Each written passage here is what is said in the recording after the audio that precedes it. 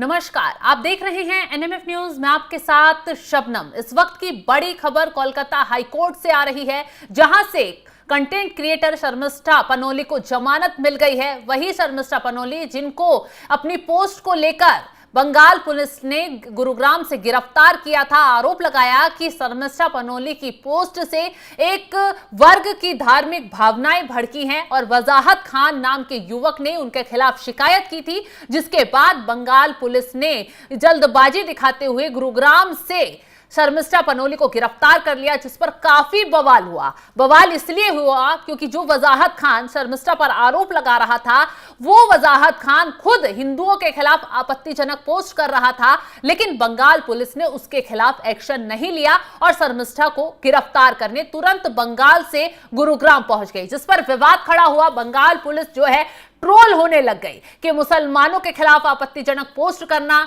और उसको तुरंत गिरफ्तार करना और वजाहत का हिंदुओं के खिलाफ पोस्ट करना, उसको राहत देना कहां का इंसाफ है। ऐसे तमाम सवाल सोशल मीडिया पर उठ ही रहे थे। हालांकि असम पुलिस की तरफ से वजाहत के खिलाफ केस दर्ज किया गया, लेकिन वजाहत कहां गायब है, इसके तलाश में असम पुलिस की तरफ से छापेमारी की जा रही है। और इसी बीच बंगाल पुलिस और ममता बनर्जी को बहुत बड़ा झटका लगता है, क्योंकि शर्मिष्ठा पनोली को हाईकोर्ट की तरफ जमानत दे दी जाती है।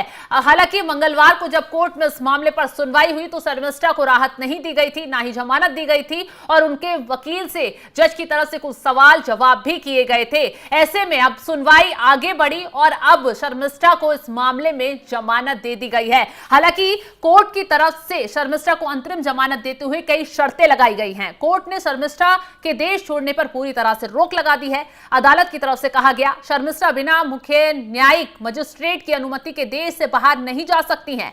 अदालत ने यह भी कहा है कि उन्हें 10,000 रुपए की जमानत राशि जमा करानी होगी, यानी कि 10,000 के मुचलके पर उन्हें जमानत दी गई है। साथ ही कोर्ट ने कोलकाता पुलिस को यह भी निर्देश दिया है कि शर्मिष्ठा द्वारा गिरफ्तारी से पहले अपनी सुरक्षा को लेकर दर्ज कराई गई शिकायत के आधार पर उचित कार्रवाई की जाए।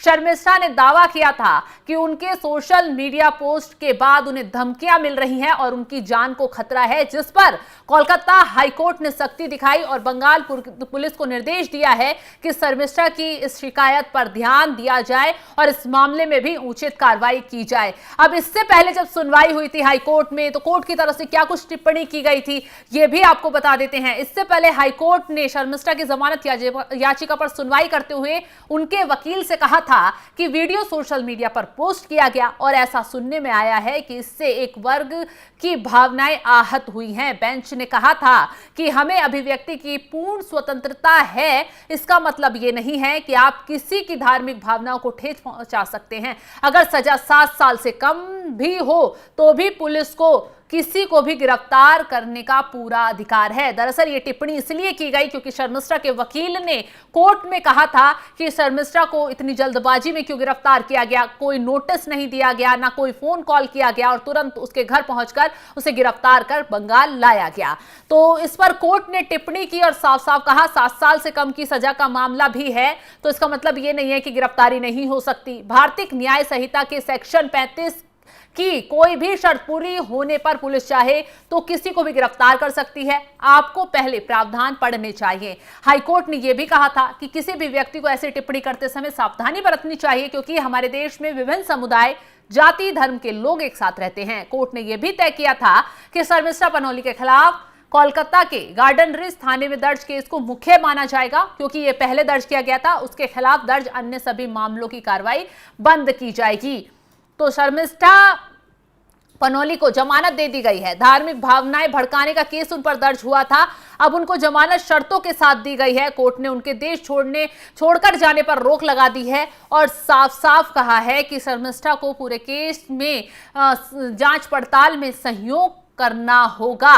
तो ऐसे में ममता बनर्जी पर अब सवाल यह भी उठ रहा है कि क्या वजाहत खान के केस में अब ममता इतनी जल्दबाजी दिखाएंगी, क्योंकि शर्मिष्ठा को तो जमानत मिल गई है। कोर्ट ने पूरे मामले को ब्रीफ किया, बताया कि क्या कहां पर कैसे हुआ, कोर्ट को आगे क्या करना है, ये पूरी डिटेल बताई गई। लेकिन अब सवाल वजाहत खान पर आकर अटक गया है, जिनकी तलाश के लिए असम पुलिस बंगाल तक छापेमारी कर रही है। वजाहत खान कहां छुपकर बैठा है ये किसी को मालूम नहीं है। हालांकि बंगाल पुलिस की तरफ से अब जल्दबाजी में वजाहत खान के खिलाफ केस दर्ज कर लिया गया है ताकि बंगाल पुलिस जो है उसे अरेस्ट करे और असम पुलिस अपने यहां उसे गिरफ्तार कर ना ले जा सके। ऐसे में पूरी साजिश रची जा रही है, लेकिन हेमंत बिस्वा शर्मा ने कह दिया है कि वजाहत खान को गिरफ्तार कर यहां लाया जाएगा। अब शर्मिष्ठा मुखर्जी की जमानत को लेकर ममता बनर्जी और बंगाल पुलिस जो है चारों तरफ से घिरते हुए नजर आ रहे हैं। तमाम सवाल उठ रहे हैं क्योंकि लोगों ने भी शर्मिष्ठा की गिरफ्तारी पर सवाल उठाए थे।